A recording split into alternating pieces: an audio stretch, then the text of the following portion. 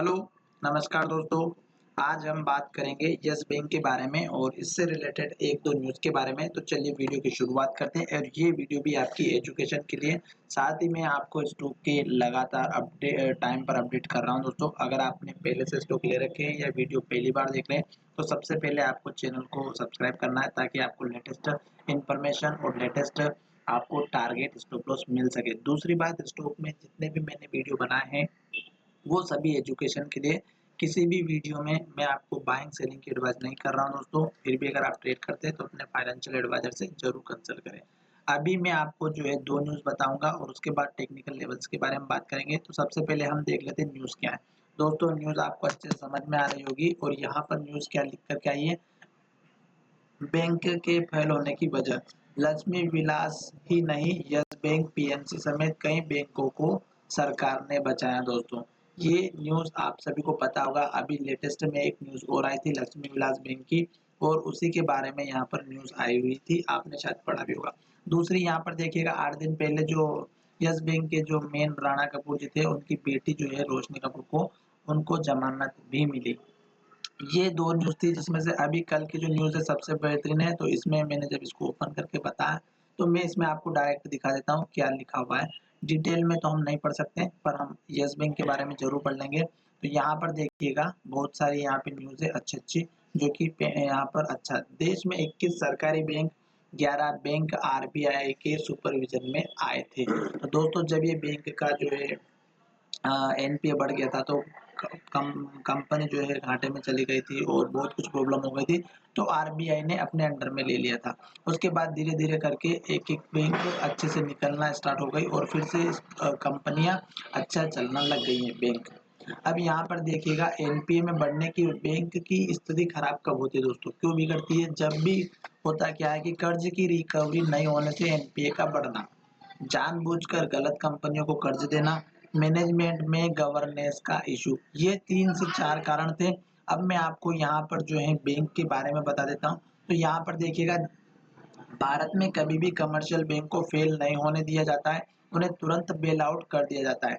जबकि सहकारी बैंकों के मामले में कुछ नहीं होता है, उनका या तो लाइसेंस खत्म कर दिया जाएगा या प्रतिबंध लगा दिया जाएगा। ये न्यूज़ आपको दैनिक भास्कर पे मिल जाएगी दोस्तों। उसके बाद यहाँ पर देखिएगा, अभी लेटेस्ट में जो लक्ष्मी विलास बैंक की विफलता ने एक बार फिर देश की बैंकिंग इंडस्ट्री को चर्चा में ला दिया है।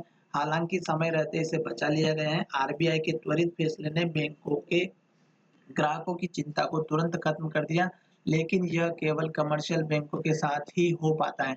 जबकि सहकारी बैंक फेल हो गए तो उन्हें या तो बंद कर दिया जाएगा या उनके हाल पर छोड़ दिया जाएगा। कमर्शियल बैंक डूबने से बचते रहे। आप सभी को पता है कि जो बैंक होती हैं उनको जो है बैंक के साथ में गवर्नमेंट भी इनका साथ देती है। तो यहाँ पर देखिएगा क्या लिखा हुआ है।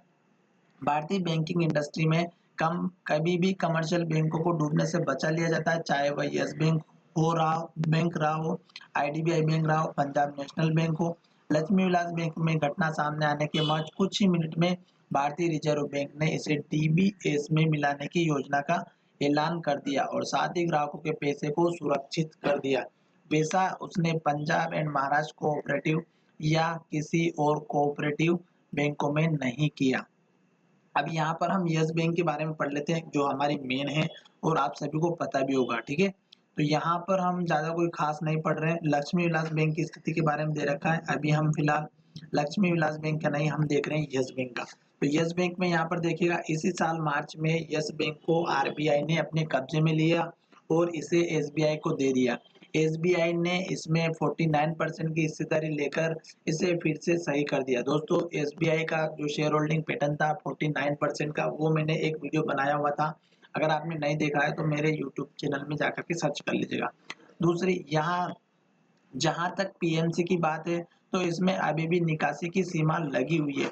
हालांकि इसने भी मिलाने की बात चल रही है, लेकिन 1 साल बीतने को आ गए, योजना पूरी नहीं हुई। आईडीबीआई को भी बचाया, इसी तरह सभी बैंकों को दोस्तों यहाँ पे बचाया जाएगा। एलआईसी ने, आप सभी को पता है, आईडीबीआई बैंक को एलआईसी ने टेक ओवर कर लिया था और उसके बाद से जो है बहुत बड़े अच्छे प्रदर्शन में रही है। अभी देखिएगा बैंकों की स्थिति जो है धीरे-धीरे करके चल रही है। यहाँ पर देखिएगा यस बैंक की स्थिति सितंबर 2020 की है। एडवांस में 1.66 लाख 1.66 लाख करोड़, डिपॉजिट थे 1.36 लाख करोड़, बिजनेस 3.02 लाख करोड़, लाभ 120 करोड़। उसके बाद यहाँ पर देखिएगा 16.9% एनपीए और सीईटी रेशियो 6.3%, 1000 शाखा। ठीक है, यहाँ पर ये टोटल आपको दिख रहा होगा। तो ये इन्होंने इनके बारे में बता रखा था। अब मैं आपको लेकर के चलता हूँ हमारे आज के ट्रेडिंग के बारे में। स्टॉक में आज की जो ट्रेडिंग हुई है उसमें जो आज का न्यूज़ अनाउंसमेंट हुआ है, कंपनी इंफॉर्मेशन में जाएंगे तो रिलेटेड पार्टी ट्रांजैक्शन के बारे में है। आपको ये पढ़ना है तो व्यू वाल पर क्लिक करें और आपको पीडीएफ फाइल जनरेट हो जाएगी। अभी यहाँ पर देखिएगा आज का जो प्रोसेस है उसमें आपको समझ में आ चुका होगा। आज के दिन में स्टॉक में ट्रेडिंग हुई 18 करोड़ की, 18 करोड़ की, और अभी 4,68,000 के बाय ऑर्डर लगे हुए हैं दोस्तों। दूसरी बात, स्टॉक में जो वीवेब दिख रहा है वो 14.42 है और स्टॉक की प्राइस है 14.55। ये हमें इंडिकेट कर रहा है पॉजिटिव डायरेक्शन के लिए। और यहाँ पर डिलीवरी परसेंटेज आपको जरूर चेक करना है दोस्तों, 44% की, जो कि ठीक है, बहुत बढ़िया है दोस्तों। 50% होती तो और भी अच्छा होता, पर 44% भी बहुत बढ़िया होती है। अब हम कैंडलस्टिक चार्ट पैटर्न को देखेंगे तो यहाँ पर देखिएगा कैंडलस्टिक चार्ट पैटर्न। सबसे पहले आपको कुछ भी नहीं करना है, कैंडल देखना है कि ग्रीन बनी है या रेड बनी है। उसके बाद में आपको देखना है इसने क्लोजिंग कहाँ पर दी, हाई के पास में दी है या लो के पास में दी है। दूसरी बात, कल के लो को ब्रेक किया या नहीं किया, कल के हाई को ब्रेक किया नहीं किया। ये सारी चीजें कैंडलस्टिक चार्ट पैटर्न में होती है। बहुत कुछ होता है दोस्तों कैंडलस्टिक चार्ट पैटर्न में। और अभी मैं आपको बताने वाला हूँ केवल स्टॉक का ऊपर का लेवल और नीचे का सपोर्ट लेवल। ठीक है, तो स्टॉक में जो 2 दिन पहले का लो है वो अगर आप देखेंगे तो आपको समझ में आ जाएगा। ये रेड कैंडल बनी है, 14 रुपए 5 पैसे का लो है। हाई की बात करते हैं तो 14 रुपए 70 पैसे का है। स्टॉक में आज जो कैंडल बनी है वो हमें देखना है। तो आज का लो है 14 रुपए 10 पैसे का और हाई है 14 रुपए 65 पैसे का। क्लोजिंग हाई के पास में हुई है 14 रुपए 55 पैसे के पास में। तो चांसेस है कि कल के दिन में स्टॉक ऊपर की तरफ जाएगा। दूसरी बात, स्टॉक ने लास्ट का जो लो बनाया था वो लो हमें चेक करना है। तो स्टॉक में लास्ट का लो था 12 रुपए 15 पैसे का। उसके बाद उसके पास के जितने भी हाई और लो लेवल थे, जैसे कि यहाँ पर ये लो था, इस कैंडल का हाई था, इस कैंडल का लो था, इस कैंडल का लो था, इस कैंडल का हाई था। ये सारे लेवल टूट चुके हैं और स्टॉक अभी ऊपर ट्रेड कर रहा है। तो आपको अभी लेटेस्ट का जो लो है वो देखना है। जैसे कि यहाँ पर ये लो बना हुआ है हमारा 13 रुपए 95 पैसे और एक लो बना हमारा इस कैंडल का लो। तो अभी हमें क्या देखना है कि जो पास का लेवल है दोस्तों, सबसे नजदीक का 13 रुपए 95 पैसे का, ये आपका सपोर्ट लेवल रहेगा। और उससे पहले आपको देखना है कि 14 रुपए 5 पैसे का जो लेवल है इस कैंडल का लो, ये टूटता है या नहीं, क्योंकि ये टूट ही नहीं रहा। स्टॉक ने यहाँ पे ओपनिंग की, स्टॉक ने लो बनाया और फिर स्टॉक ऊपर की तरफ चला गया, तो बायर इस पर हावी हो गए। और अब कल के दिन में स्टॉक मुझे लग रहा है कि ब्रेकआउट कर सकता है। हो सकता है कल के दिन बहुत ज़्यादा वॉल्यूम हो और बहुत ज़्यादा ट्रेडिंग भी हो, यानी कि कल का दिन का मतलब होता है नेक्स्ट ट्रेडिंग सेशन से। अब उस केस में आपको पहला टारगेट छोटा सा, अगर आप इंट्राडे करते हैं तो कौन सा रखना है, तो इस कैंडल का हाई रखिएगा जो अभी लेटेस्ट में 4-5 दिनों में बना है और ये है हमारा 1485 का।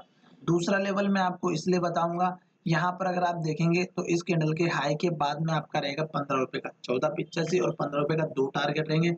तीसरा लेवल रहेगा इस कैंडल का हाई, ये है 15 रुपए 25 पैसा। अगर स्टॉक फर्दर ऊपर की तरफ जाता है और ये टारगेट अचीव हो जाता है तो आपको उसके बाद में रखना है इस कैंडल के लो से लेकर के इस कैंडल के हाई तक, जो कि एक रेंज है। और ये है हमारे यहाँ पर अगर आप देखेंगे तो 1535 से लेकर के 1560 तक। तो आप एटलीस्ट 15 रुपए 50 पैसे तक का अपना नेक्स्ट टारगेट रख सकते हैं। ये तो हो गए ऊपर के टारगेट की बात। स्टॉप लॉस की बात भी मैंने कर ली। अगर स्टॉक दोस्तों कोई फिक्स नहीं है कि मैं जैसा बताऊं वही काम करें, और स्टॉक अगर नीचे की तरफ भी आता है तो आपको हाई और लो को नोट करना। एटलीस्ट आपका सपोर्ट लेवल ये होना चाहिए 13 रुपए 90 पैसे का, जो कि बहुत ही इंपॉर्टेंट है। स्टॉक अगर 13 रुपए 90 पैसे के नीचे चला जाता है तो गिरावट आएगी। अब फाइनली मैं मुझे जो लग रहा है वो मैं आपको बता रहा हूँ, एजुकेशन के लिए, बाइंग सेलिंग के लिए एडवाइस नहीं कर रहा हूँ। कल के दिन में मुझे लग रहा है कि अगर निफ्टी बैंक निफ्टी सारे पॉजिटिव रहते हैं तो आपको ये सारे ऊपर के लेवल से मिल सकते हैं। और लास्ट का लेवल मुझे जो दिख रहा है वो यहाँ पर इस कैंडल का हाई है 16 रुपए 40 पैसे का दोस्तों। तो ये टारगेट आपको बहुत जल्द मिल सकता है। मे बी ये 2-3 दिन के अंदर आ जाए या नेक्स्ट वीक के अंदर ही आ जाए। चलिए वीडियो को यहीं विराम करते हैं। धन्यवाद दोस्तों। मुझे लगता है कि आपको ये वीडियो बहुत पसंद आया होगा, और पसंद आया तो दोस्तों चैनल को जरूर सब्सक्राइब करिएगा। बेल नोटिफिकेशन प्रेस करना बिल्कुल भी ना भूलें।